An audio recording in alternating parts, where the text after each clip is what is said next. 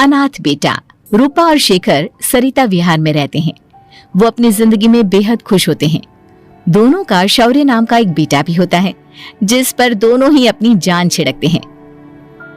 शेखर, अब तो आप शौर्य को अपनी गोद से नीचे उतार दीजिए, उसके सोने का टाइम हो रहा है।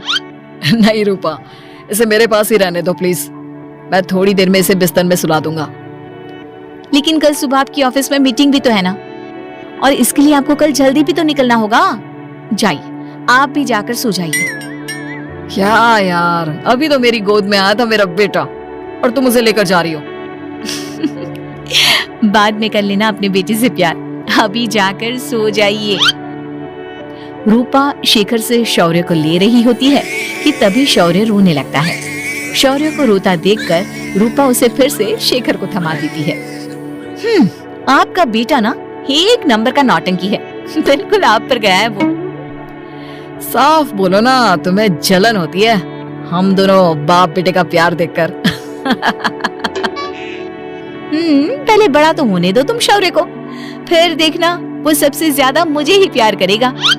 देखते हैं। ऐसे ही दिन बीतते चले जाते हैं और एक दिन कैंसर की बीमारी के चलते रूपा की मौत हो जाती है। अब शौर्य 3 साल का हो चुका होता है, जिसके कारण उसकी दादी शेखर पर दूसरी शादी का दबाव बनाने लगती है। शेखर, शौर्य अभी बहुत छोटा है और उसे इस समय एक माँ के प्यार की बहुत जरूरत है। माँ, मुझे दूसरी शादी नहीं करनी। क्या पता जो दूसरी औरत आएगी वो मेरे बेटे को एक माँ का प्यार दे या ना दे। तो रूपा की छोटी बहन वैशाली से ही शादी क्यों नहीं कर लेता? वो तो शौर्य को एक माँ का प्यार पूरा दे सकती है ना। मैंने कहा ना माँ, मुझे दूसरी शादी नहीं करनी, और अपनी ही पत्नी के बहन से तो हरगिज नहीं। ऊपर से अगर रूपा देख रही होगी तो वो क्या सोचेगी? अपने लिए ना सही, लेकिन तुझे शौर्य के लिए तो शादी करनी ही पड़ेगी ना बेटा।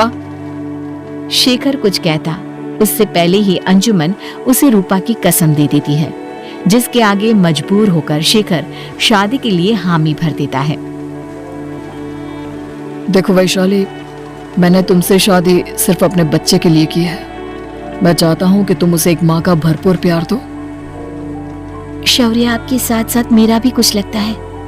अगर आप मुझसे शादी नहीं भी करते तब भी मेरा प्यार शौर्य के लिए कभी कम या ज्यादा नहीं होता। शादी के कुछ दिनों बाद ही शेखर की माँ की भी मौत हो जाती है। वैशाली शौर्य को एक माँ से भी बढ़कर प्यार देती है। शौर्य को लेकर वैशाली का यूं निस्वार्थ प्यार देखकर शेखर को भी उससे प्यार हो जाता है और कुछ सालों बाद शेखर और वैशाली का भी लड़का हो जाता है। लेकिन इसके बाद वैशाली का शौर्य को लेकर बर्ताव बदलने लगता है। वैशाली, मैं देख रहा हूँ तुम आजकल शौर्य का जरा भी ध्यान नहीं रख रही हो। मुझे पता नहीं था कि आदित्य के होने के बाद तुम इतना बदल जाओगी। आदित्य मेरा अपना सगा खून है और शौर्य दीदी का, फिर मैं दोनों में अंतर कैसे नहीं करूं? माँ भले ही दोनों के अलग अलग है, लेकिन पिता तो एक है ना। अगर मुझे पहले पता होता कि तुम इतनी जल्दी बदल जाओगी तो मैं कभी तुमसे शादी ही नहीं करता। हाँ, तो किसने कहा था आपसे मुझसे शादी करने के लिए? मैं थोड़ी ना आई थी आपके पास, आपकी माँ ही आई थी मेरे घर आपका रिश्ता लेकर।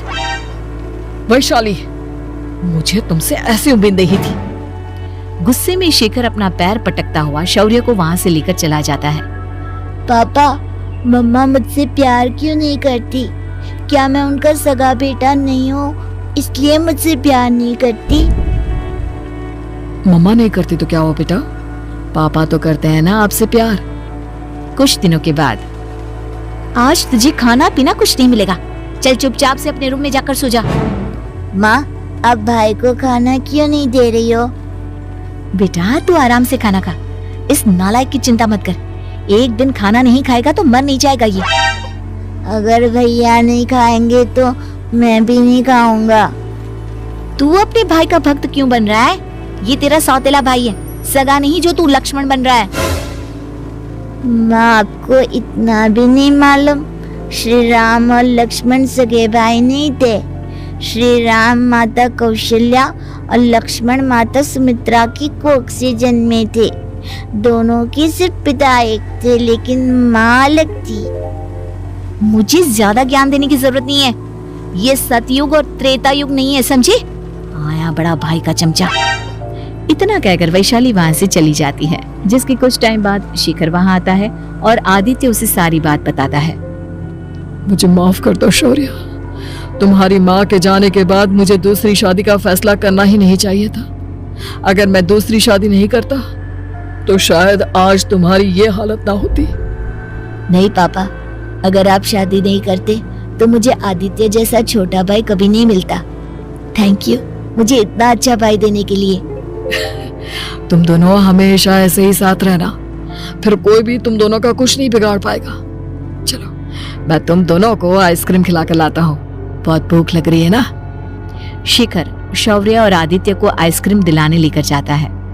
वो दोनों को पार्क में खड़ा करके आइसक्रीम लेने जा ही रहा होता है, तभी तेज रफ्तार से आती हुई एक गाड़ी उसे कुचल देती है और उसी पल शेखर की मौत हो जाती है, जिसके बाद शौर्य की जिंदगी नर्क से भी बदतर हो जाती है। सुन रहे चिरकुट, इस घर के किसी भी सामान को मेरी मर्जी के बगैर हाथ मत लगाना। इन सब पर अब तेरा कोई हक नहीं है, समझा? ठीक है माँ, मैं आपकी इजाजत के बगैर किसी चीज को हाथ नहीं लगाऊंगा। चल जाकर अब पूरे घर की सफाई कर। महज 7 साल का शौर्य वैशाली के कहने पर अपने नन्हे नन्हे हाथों से पूरे घर की सफाई करने लगता है। ऐसे ही दिन बीतने लगते हैं, लेकिन मासी से माँ बनी वैशाली को उस मासूम से बच्चे पर जरा भी तरस नहीं आता।